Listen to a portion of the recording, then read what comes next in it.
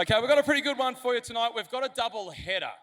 The second part of the double header, we're going to have Lachlan Morton with us, talking about his documentary that he's released on the Great Southern Country, where he rode a lap of Australia, 14,120 kilometres in 30 days. As part of that, he raised $142,000 for the Indigenous Literacy Foundation. And we're going to have Ben Bowen with us from that foundation, and we're going to chat to those two. That's up second. But guess where we're going tomorrow? We're going to Wollonga Hill. And when you're going to Wollonga Hill, you can only talk to one person. It's going to be renamed tomorrow by me, the Port de Wollonga. He is the King of Wollonga. He's won there a lazy 6 times. He's been a winner of the Santos Tour Down Under, a podium finisher at the Tour de France, the great Tasmanian. It's Richie Porte. Up your hop, Richie. It's a climb. It should be easy for you.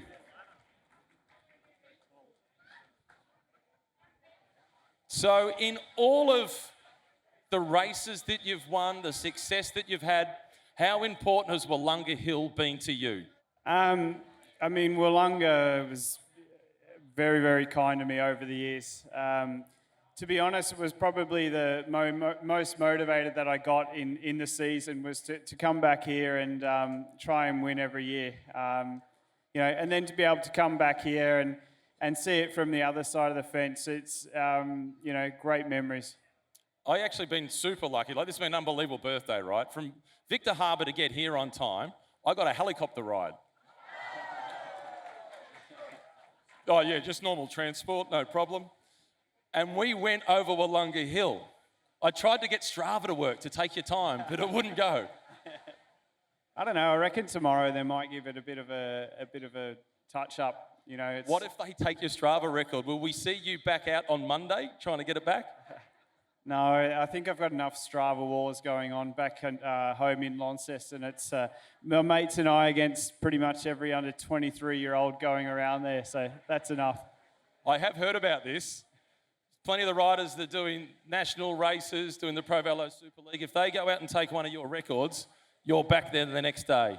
Yeah, why not? I don't have much else to do with my days other than being a builder's labourer, so that's good training to ride a bike. Anybody that's dug a ditch would agree with me that riding a bike is not that hard. Are you enjoying being back here without any pressure? I love it. It's I think that's one thing about the Aussie fans is they always got around us, guys that were riding the tour, and it was always a privilege to come back here and meet the people that would stay up until 2 a.m. watching you race in Europe. So, I don't think the atmosphere is any better at any race that you do than here at the Tour Down Under. A big part of your career has been Team Sky and Ineos. And we've got Geraint Thomas here racing at the moment. He's turning 39 soon. When you first joined that team, he was a guy that was finishing a long way down and was a specialist for the classics. Did you believe early in his career that he would one day win the Tour de France? The thing with G is that you'd never rule him out. Obviously, it was heavily track focused back in the early days. But, when he put his mind to it, you'd see him here and he'd be doing these low carbohydrate rides and, basically starving himself and he just transformed himself into an absolute beast. But he was one of the most fantastic teammates you could ever have. And to see him win the Tour in 2018, he had the runs on the board at that time that it wasn't a surprise. But, he's been first, second, third in the Tour. He's been podium in the Giro. He's had an incredible career and he's just one of the most down-to-earth top blokes you'll meet. Who was he last night with Michael Rogers? Okay, we've got to follow up a question that we had with Michael Rogers. 2012 Tour de France. Bradley Wiggins and Chris Froome, their relationship. And then you had Mark Cavendish trying to win stages as well. How did Michael Rogers go about managing all those relationships? Yeah, it was pretty tricky, and I think that's probably where Froome and I became pretty close, was that we were roommates and it wasn't very nice. You see in the media that they've kissed and made up, Froome and Wiggo, but that's just Mick Rogers' bread and butter. He's a diplomat. He's probably a little bit too intelligent to be a bike rider, but he was sort of like our on-bike psychiatrist, along with Bernie Eisel, and we had a fantastic director called Sean Yates as well, who was just, it was an incredibly good team, but was pretty icy there at dinner time and breakfast time in the kitchen truck. Oh, the rumours that were going around the media compound, it was fantastic. It made our job really entertaining, but probably would have been a bit testy on the team bus, as you've alluded to. We've just had an announcement today, or overnight, that Caleb Ewan is joining Ineos. This feels like it's the last opportunity for Caleb to get some more victories. What are your thoughts on that environment for Caleb to get back to his best? It's exciting to, Caleb obviously has not had the easiest last few years, but when you saw the guys riding today, the Ineos guys were obviously practicing the lead out train for Caleb, but, I think it's going to be really awesome to see him at the Tour de France. He's a little man like me. He'll be angry and full of steam, and I reckon he's got a few more tour stages. Do you think being short makes you angrier? 100%. You try riding around in the peloton when you're 5'0" like me, and there's not much respect, especially the young generation now. It was probably pretty easy to push me around. That's why I needed guys like Mads Pedersen to fight my battles for me.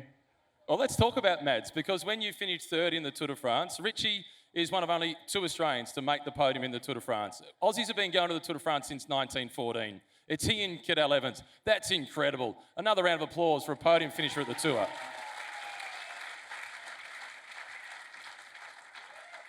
We looked at the role that you played for Chris Froome, and it was all about the mountains.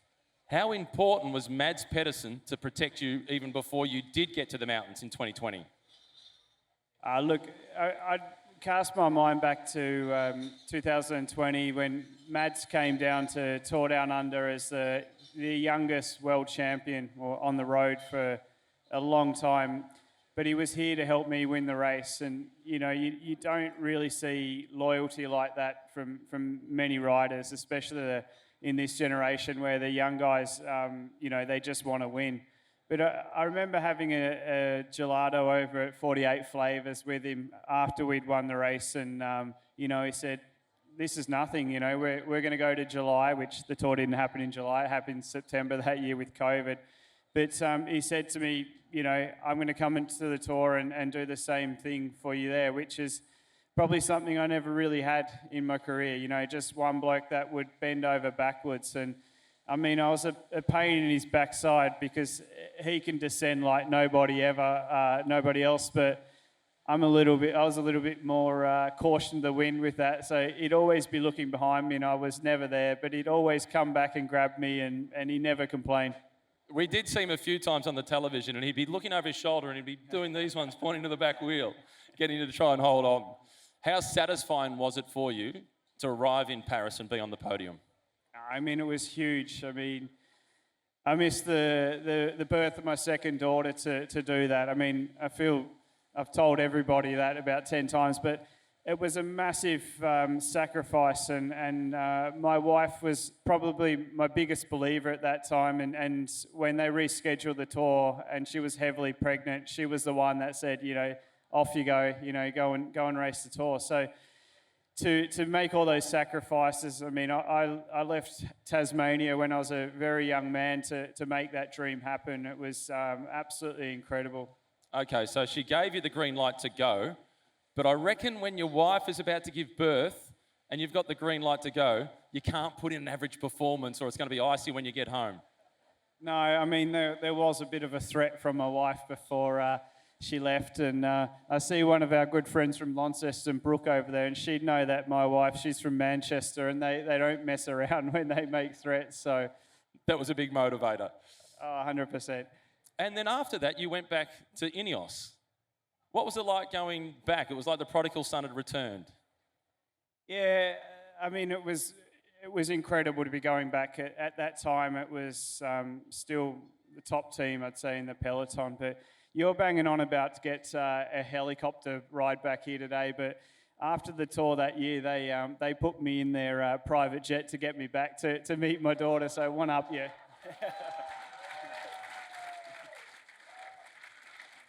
So it turns out being short does make you really competitive. Like there's half wheeling and then there's half transporting. That's a whole new level. It must have been pretty cool having a team with that budget. I mean, it was. That's the thing with that team, Team Sky / Ineos. At that time, they missed nothing. It was an incredible organisation to be a part of, and they changed the sport at the time. Obviously, everybody's sort of caught up and past them at the moment, but I had fantastic memories of riding with that team, and it was something I'll look back on the rest of my life with, very happy memories. They're renowned for the marginal gains, and they were a game changer. Is it true that going to the hotels in the Grand Tours, and often in the Tour de France, you've got the big entourage of the Tour and there's 2,000 journalists, it's hard to get a good hotel, and some of the mattresses aren't great. Did the team swap the mattresses every night from the beds in the hotel? Yeah, I mean, they did. The whole marginal gains thing, they went in and anybody that stayed in a hotel in France knows that their hygiene's a little to be desired to some of the time. But, that's the sort of thing I guess you had to do at the time to change the game. There was just nothing left to chance. I'm going to open it up to questions shortly. And one of the things that we often get asked is, what piece of advice would you give a young athlete? And one of the most important elements of training is actually recovery, and it is good sleep. I think that once I've moved back here to, I'm living down in Tassie, just the amount of kids that are having to live out their parents' dreams, and I would just wish that they could ride their bike because they enjoyed it. That's how it was for myself. It wasn't my mum and dad's dream for me to go and race in Europe, and you just see so many young guys and they're talking about all these zones and stuff like this, and there's not much enjoyment in riding a bike. You have to enjoy it. Even as a professional, I still enjoyed just riding my bike, and I think that's a little bit scary for this next generation is just being pushed. What did you enjoy more, racing or training? Training any day. At the end, racing was a job, and it wasn't always enjoyable until we had 2 young children at home, and I'd just go to get a good sleep, which is pretty much how racing ended up. Go to the Tour de France to rest. Pretty much. Perfect. It's interesting, you ask the sprinters, like I've asked Mark Cavendish and Robbie McEwen that question, and they say racing. I've asked Simon Gerrans that question, and he says training. It's fascinating. Anybody want to get us started with a question? We got very quick. Jeepers. Mark Cavendish style quick. Thanks, Richie. You mentioned team, but one of the biggest moments, and I think the most inspirational moment in Australian sports history, when you got help by a non-team member, Clarkey, in the 2015 Giro. The question is, how many beers have you bought him since? None, because look, yeah, that was a really awesome moment, I suppose. Like, Clarkey and I sort of grew up racing bikes, but didn't end up so well for us. I think I got a 2-minute penalty out of that, but he got immortalised on a Cadbury Dairy Milk wrapper, so that was pretty cool. Next question. From one short ass to the other, I'm standing up. You want to buy a bike? Wollonga's my home hill, and I've seen you climb it many times. Now, if I recall, 2018 you were second.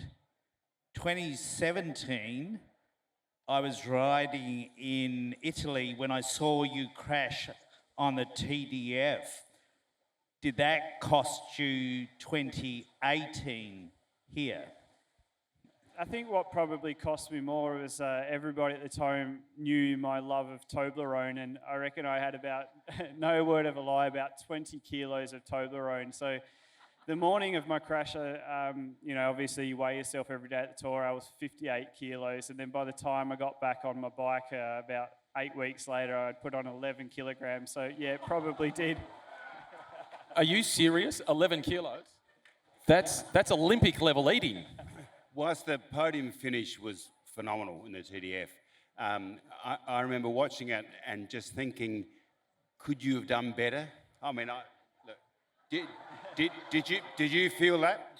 I mean, I don't think it's an unfair question. Yeah, perhaps I could have. I think I definitely crashed in 2017 and 2018 when I was in physically better condition. But it's a massive mental game too. And, I think I was a lot more mature by 2020. And, the fact that I was missing so much at home, probably I could have. But I think that's one of those things when you look back on your career, it was just awesome to get on that podium one time. But, perhaps if I'd have left Team Sky earlier, or if I had been there when Froomey wasn't his top, then, maybe I could have done better. We'll never know. It was a reasonable podium, Tadej Pogacar and Primoz Roglic. It's a fair podium to be on. Next question. Would you encourage your daughters to compete? Probably not, really. To be honest, every day I get on my bike and go out, it scares the hell out of me, riding on the road.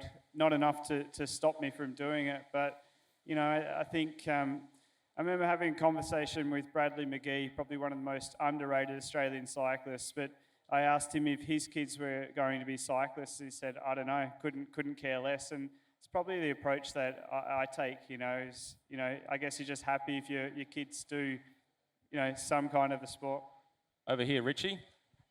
Richie, who was your most favourite cyclist and your least favourite cyclist?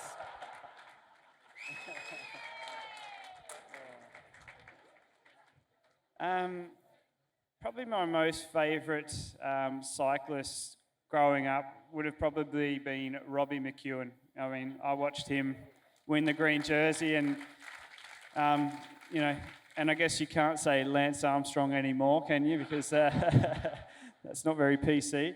But least favourite, I'd have to say Nicky Terpstra, who, off the bike, one of the most lovely guys, but on the bike, he was a fierce competitor, and he teased me about sounding like a jockey when I spoke and things like this. So, Nicky, if you're watching, hello. One last one from me before we let you go. We're going to bring Lachlan Morton up. What are you enjoying the most now about just riding your bike? Probably just not having any stress or pressure. It's like I get up at 5:30 and get on my bike and ride with a really good bunch of mates, and it's just that I suppose there were times when I didn't enjoy riding my bike, but just having that now and I love doing it. It's a pleasure, and I guess people say that the riding in Adelaide's great, but it's nothing on Tassie. It's just so quiet down there. Well, that's a perfect note to finish it on. I want you to have a listen to this for a moment. These are some of the races that Richie Porte has won. He has the most successful CV in Australian cycling when it comes to one-week races. He's won here a couple of times. He's won Paris-Nice twice. He's won the Criterium de Dauphiné. He's won the Volta Catalunya. He's won the Tour of Romandie. He's won the Tour de Suisse. He's been a winner of the white jersey at the Giro d'Italia, and he's finished in third position at the Tour de France, and one of the most important teammates of all time for Chris Froome. Give it up for Richie Porte.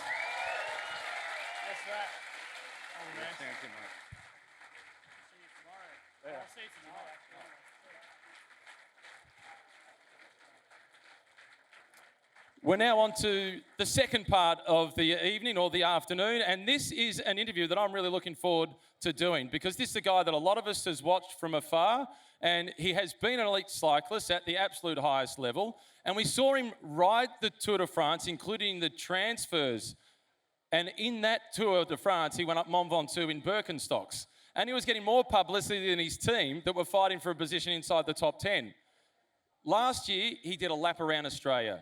14,000 and maybe 120 kilometres. He did it in a record 30 days. But more importantly, in the process, he raised $142,000 for the Indigenous Literacy Foundation.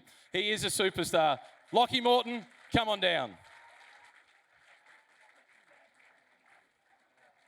Note the footwear. You'd love going on big adventures. How did all of this start, you and your brother? Was it Colombia the first time you did a big adventure? The first big ride I guess I did was with Gus. We rode from Port Macquarie to Uluru. I think it was just before the Tour Down Under, actually. 2013 or something. And his brother Gus was an elite cyclist himself. Actually, your brother was riding the Herald Sun Tour, and before the time trial on the second last day, had to go to a local school to sit one of his exams for the last year of Year 12. Yeah, that sounds about right. He was probably the more talented bike rider, actually, of the two of us. He's a brilliant filmmaker, though. Yeah, he's very talented. So, where did the idea come from to do a lap around Australia on your bike? Because Jerry Ryan can give you a very good Jayco caravan. Yeah, the caravan was definitely enticing. Basically early last year, I was sitting around at home with my wife Rachel, and I was kind of throwing different ideas out there of like another big project ride that I'd like to do. And we both kind of settled on the idea that it'd be cool to do something like back home. And just looking at different routes, it just made sense, like why not just do the whole lap? Just get it out the way. Get it out the way. I do a 10K run and I'm patting myself on the back for the next week. How does the relationship work with EF? Because this is a unique relationship with a World Tour team that we've seen in the Tour de France. Yeah, I mean, I've ridden for EF now for, I think this is my 6th or 7th year. It's a really like organic, I guess, relationship. It began out, I was definitely just like road cyclist, helping with the road team, and then started doing some off-road events and some ultra stuff. And it obviously, like, they got something out of me doing it, and I love doing it. So it just slowly became more and more of my calendar each year. Until now, that's what I do full time. So I feel like very lucky to have them behind me, and we have a really cool, tight team, like within the team, that helps me do all the things that I do, really. We spoke to Richie about training. How do you train to ride a lap around Australia? You don't. I didn't do anything specific. I think I was kind of procrastinating. So I was preparing for Leadville, I think, which was a couple of weeks before, and then I hadn't been riding my road bike for probably 6 months. And then I did a week on the road bike, and then we flew to Port Macquarie and got into it. Don't try this at home. I think that needs to be the disclaimer. Yeah. So how many kilometres per day did you ride? I don't know the final stat, but I think it was more than 450 Per day? Per day, yeah. On your own every day? On my own, yeah, cracking on. Average speed? I don't know the final average speed with stops and everything, but some days I'd crack along at like 35, 36 if it was good winds and that. And then in the headwind days, it might be like 30, like a real slog. You needed to lift, clearly. Do one day of 400 kilometres averaging 35 k's per hour. I want a long downhill with a tailwind. That's extraordinary. Yeah. Yeah. The big element of it is the money that you raised. So to talk about that, I want to bring somebody up onto the stage that is from the Indigenous Literacy Foundation. He's standing over there. He did some triathlons when he was a kid, so don't hold that against him. Please welcome Ben Bowen.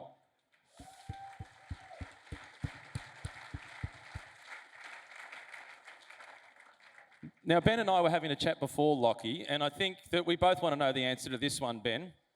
Why that foundation?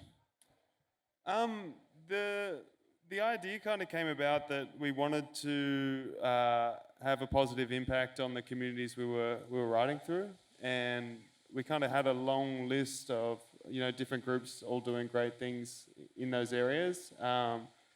But for me, like, something stood out with the fact that just providing kids with tools that, they can use for education on a very basic level, like books. It's just like, for me, it just seemed like the most simple, nice way to contribute something. Ben, tell us about the organisation and how far spread it is and how grateful you are for that. Yeah, look, we're incredibly grateful for Lockie because it came out of the blue for us. And I hate talking about my cycling, especially with the last two people on the stage. But we actually held a ride from Alice Springs to Katherine over 10 days for some corporates about 6 years ago. And we heard nothing but whinging the whole time. So when the team told me you were doing the lap, I was like, has he seen some of those roads? But no, for us it's incredible. We are in about 500 different communities around Australia. We support them with about 160,000 books a year. 50% of those are Indigenous authors as well. And we also work in publishing books from communities. So we're talking young people writing their own books. We sell them commercially and raise those royalties for those communities to have untied funds. And we're not talking simple books, and I'd encourage anyone to go up the table behind us to see some of them. We were lucky enough to win global awards on these books. So we're not talking about kids who are struggling with literacy, so to speak. We're talking about kids who are struggling with opportunity, and when given the opportunity, they are doing incredible things. And thanks to Lockie to make this happen.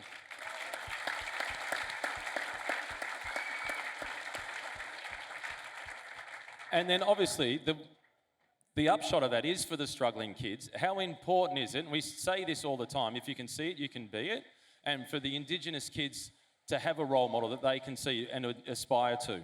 Look, absolutely, there's two parts for us. It's anyone that's been in an Aboriginal community and growing up with all my uncles is like that. Our stories go for days. So the hardest thing for us is to turn a 3-day yarn into a 20-page board book. What do we cut out and what part's the most critical? So our kids have got this incredible talent with language and storytelling, and it's just changing the medium for them. But another part of it is a lot of our kids speak 5-6 different languages before English. So to throw them into a school where English is the only language spoken sets them back several years. So for us to be publishing books in Indigenous languages as well, so kids can see their own language and know their own culture on those pages, they're going in and celebrating these books in the classroom. And kids that are not great readers, and we're seeing this on the Tiwi Islands just off Darwin, which I'm just going to say you didn't go out to. You missed that one. You're going to have to do another lap, Lockie. On the bike. Yep. You saw the young boys up there who were not into reading, when they picked up a book that was written by their fellow peers from the school, when they saw their language and their culture and that, then suddenly these kids were grabbing those books and reading them, and it's not us driving them to them. They are actually sourcing these books now. And you see that, anybody as a parent, you can see that in your own kids. I'm a privileged middle-class white guy, and I'm trying to get my son to read a book, so I'm looking for something that he can relate to, a book where he can see himself. And for Indigenous kids, most of the mainstream literature doesn't have that. No, and it's simple things like most of the books we talk about are going to be UK or American-based culture. And I tell it by my own son who's 10 years old now, and I remember going through the early readers with him, and he got this book, and I apologise to the author about it, but it's horrible. It's a book about Kissy Jane and Cowboy Pete in American Midwest, and that there's two making lovey faces over the counter and the town sets them up and they're kissing at the end of the book. And here's a 6-year-old Aboriginal kid trying to understand a book, and he doesn't like girls or anything like that, and why would you kiss? And he's trying to learn how to read and understand a world that's not his world. We need to have their world captured on this so these kids can be proud of who they are, celebrate that, and we see it around the world. When our people are in their culture and proud, they excel every time.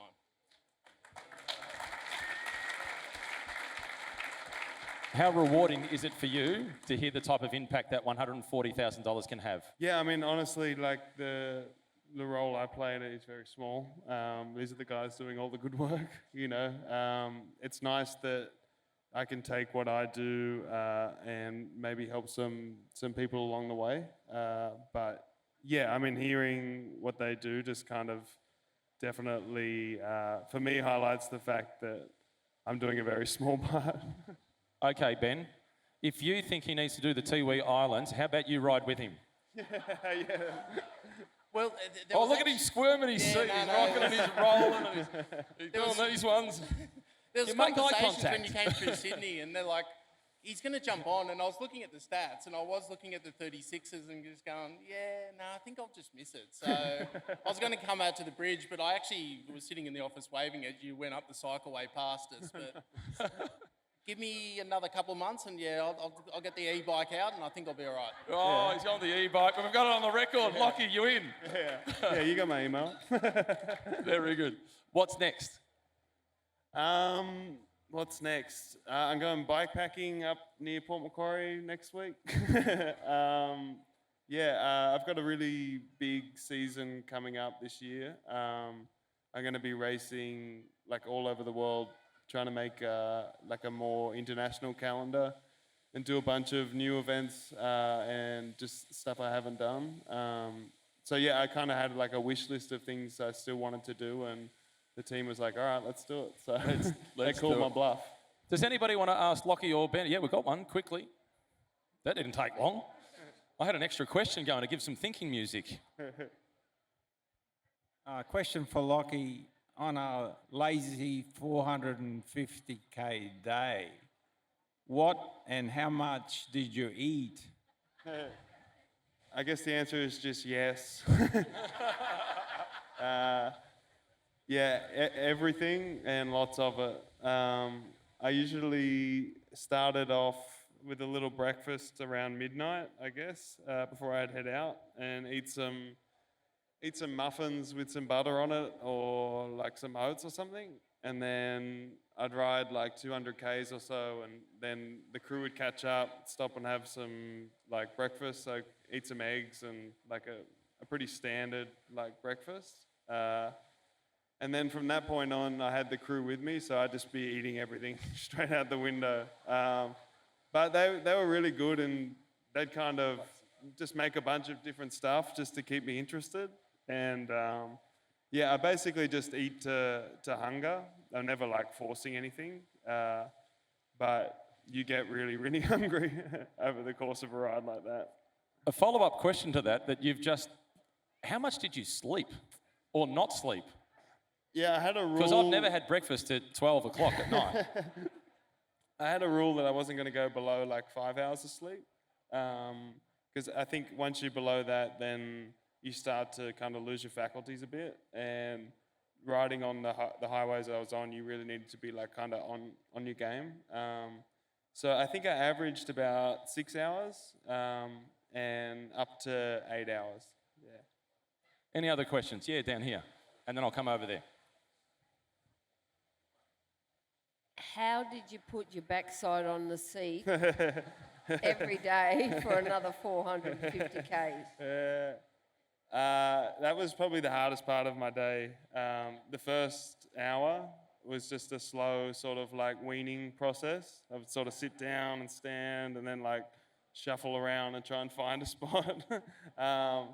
After an hour though, I'd kind of settle in, and then I was okay. But just making sure you got clean chamois and lots of chamois cream is kind of like the key to it.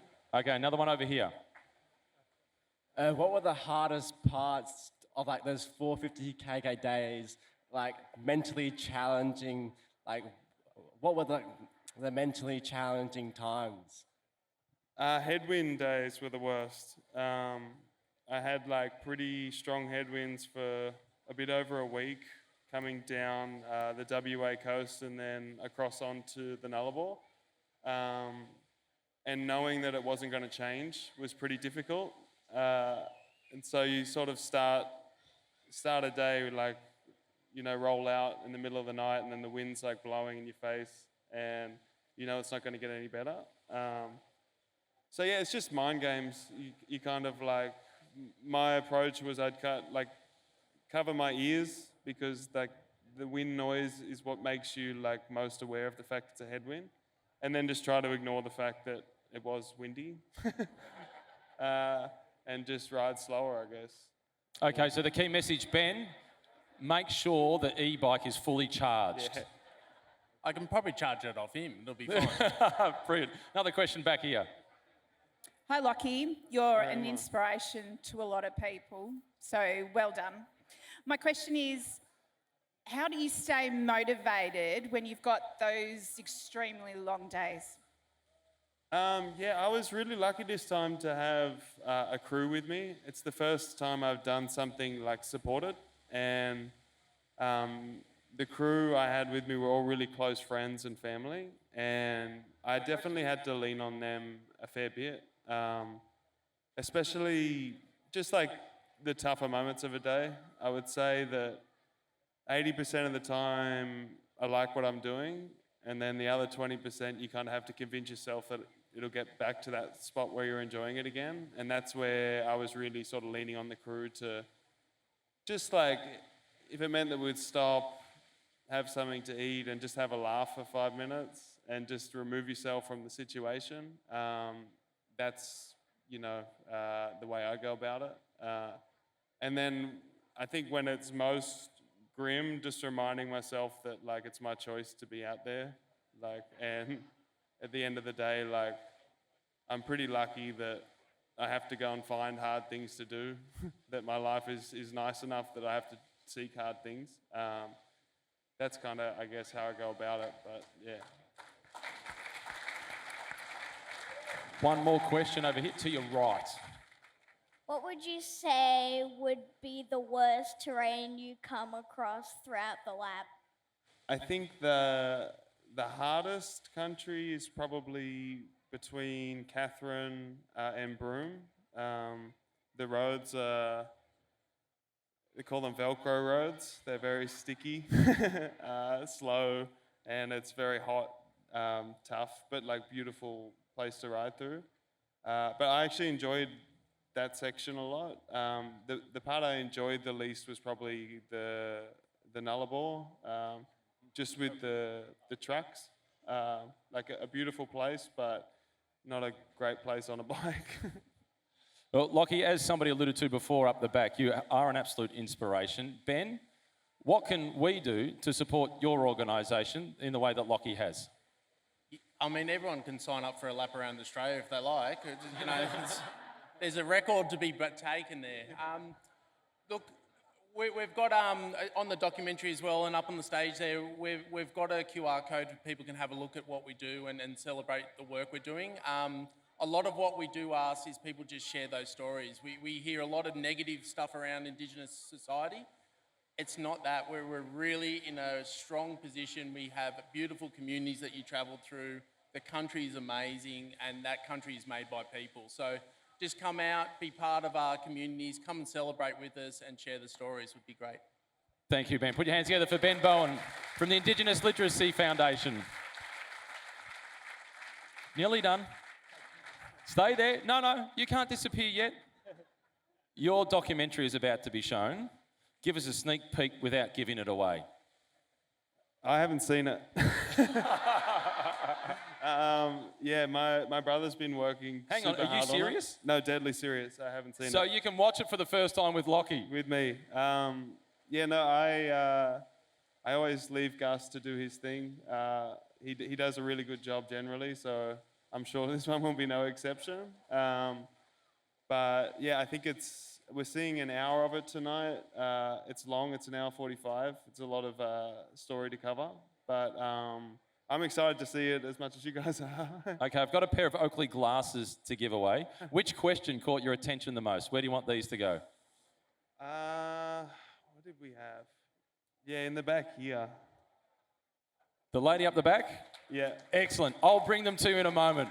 Before we do that, Ben Bowen from the Indigenous Literacy Foundation about to do a lap around the Tiwi Islands with Lachlan Morton, who's done a lap around the country and raised $140,000. Next time he's going to do it in the Birkenstocks. Thanks for joining us. I hope you enjoy the doco. Lockie's a little nervous. Have a good night.